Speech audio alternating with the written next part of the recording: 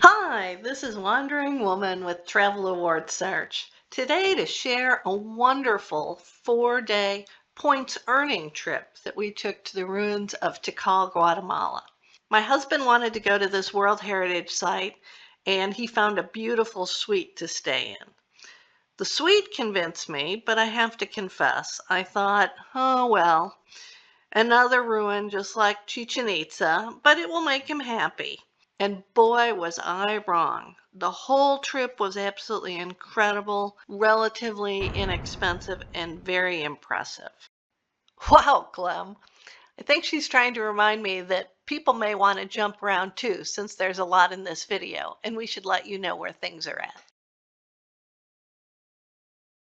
We flew into the outskirts of Flores, a small island in Lake Pitan, the third largest lake in Guatemala. It's huge, covering 38 square miles.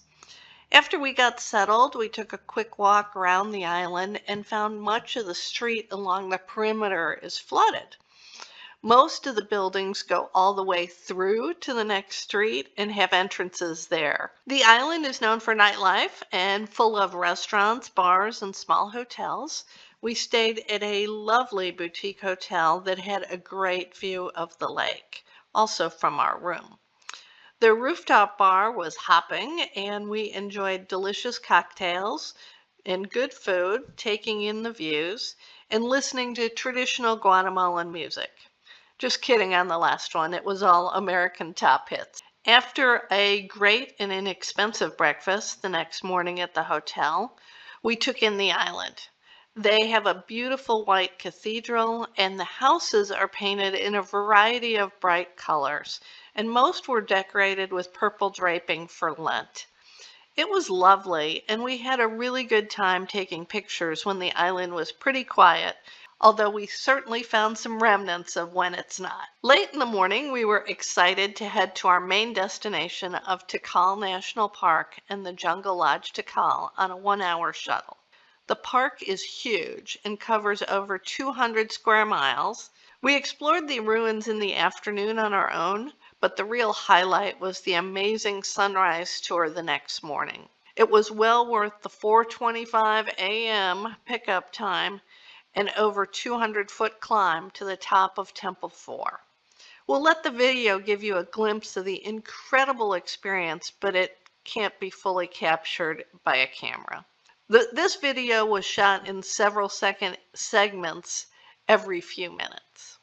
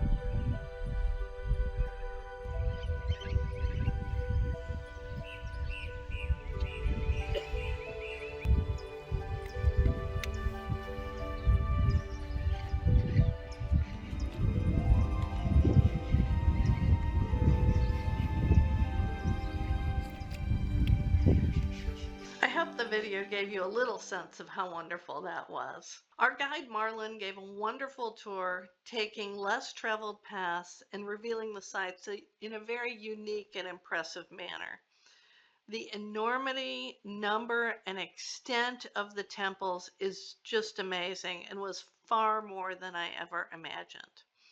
The ancient city is said to contain over 3,000 buildings in the midst of the jungle, many of which are still yet to be excavated. The Mayans first settled here about 900 BC, and most of the large temples were constructed in the 8th century AD, when the population is estimated to have grown to over 100,000 people. So this was a center of Mayan culture. Tikal declined at the end of the 9th century and was virtually abandoned. Archaeologists still debate what the cause is, but likely to have been wars and resource depletion.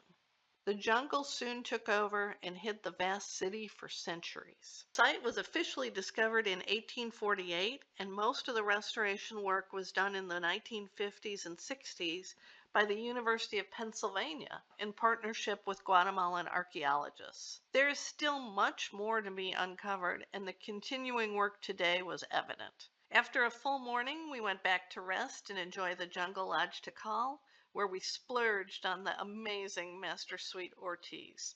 Here's a quick tour of that suite. So I'm going to do a little tour of our room. A little bit there. So here is our living room. You can see out to the deck in the jungle.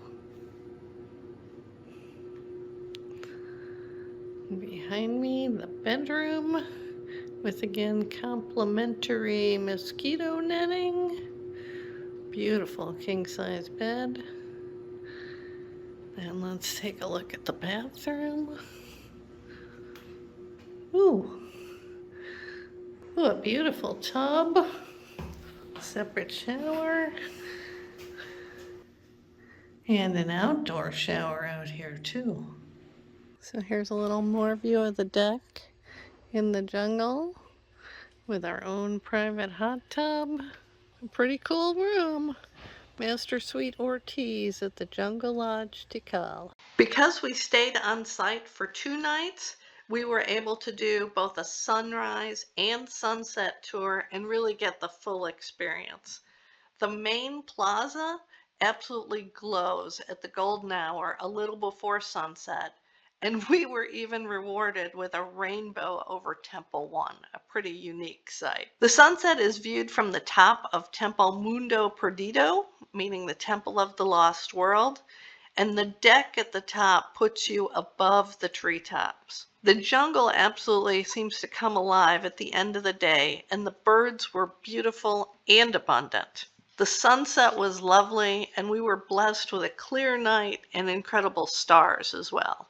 It does get awfully dark, so we did stick close to the guide so we didn't get lost on the way back. It was an incredible day that we will never forget, and we certainly slept well that night after logging 23,000 steps and 89 stories. The next morning we went to Guatemala City, where we continued the Mayan theme with a very unique and interesting dinner. Fleur de Lis serves an 8-course chef's menu telling a story based on the Popol Vuh, a traditional sacred Guatemalan book. The courses are quite artistic and adventuresome, both in the food itself and the way it is served. As an example of the adventure, one course contained ants, and they were good. It was quite a distinctive experience and extended the Mayan traditions another day. We may post another video fully covering this unique meal and the stories that went with it, so look for that. The next morning we headed back to Houston after an incredible experience in Tikal, Guatemala that we would highly recommend. We felt we certainly traveled wisely and traveled well. We'll continue now with the specifics on the trip for those that are interested. We flew from Houston to Guatemala City. It's just a little over a 2-hour flight on United. We ended up paying $297 a ticket round trip and even got upgraded on the way home. Paying with points just didn't make much sense for this trip, as I mentioned earlier, because it was about 50,000 points. So instead, we earned points on this trip. We flew to Flores on TAG Airlines, which is the Guatemalan airline, and we allowed 3 hours between flights because they are not a United partner. Avianca also flies to Flores and is a United partner, but they do have much more limited flights a few times a week and only an early morning flight from Guatemala City, so you'd have to have an overnight stay there in between. The round trip to Flores cost a little more than $200 with paying for luggage. Our hotel on Flores was the Hotel Isla de Flores. It's under the same ownership as the Jungle Lodge. They call it their sister hotel. It was really lovely, and it included a free airport shuttle, and we paid something like $87 for our room, which was beautiful. They also arranged for the shuttle between there and the Jungle Lodge, and that shuttle was just $20 a person, and their timing is set to match the flight arrivals and departures in Flores. The Jungle Lodge itself had a very nice restaurant and bar, and the food was very reasonably priced. We had 2 dinners with wine, a lunch, and a breakfast, and the total bill was just over $100 for those. Their rooms range from hostel rooms at just $41 a night to our master suite Ortiz, which at $189 was still very reasonable. Be aware, the national park does limit the use of generators, so electricity is only on during certain hours of the day and the evening. Our sunrise guide, Marlon, from Gem Trips, was absolutely wonderful, and we can't recommend him highly enough. He limits his tours to 9 people, and we were fortunate that it was just us the day we went. Those tours are $88 a person and definitely worth it. He really made the site come alive and taught us a lot about the culture. He even brought us a traditional snack. We did the sunset tour with the lodge, and it was just $15 a person, but had more people in it. Our hotel in Guatemala City was the Immaculata, which is in Zone 10, which is the tourist zone they recommend you stay in, and it was also under $100. We did not walk the area, but it did have several restaurants and bars.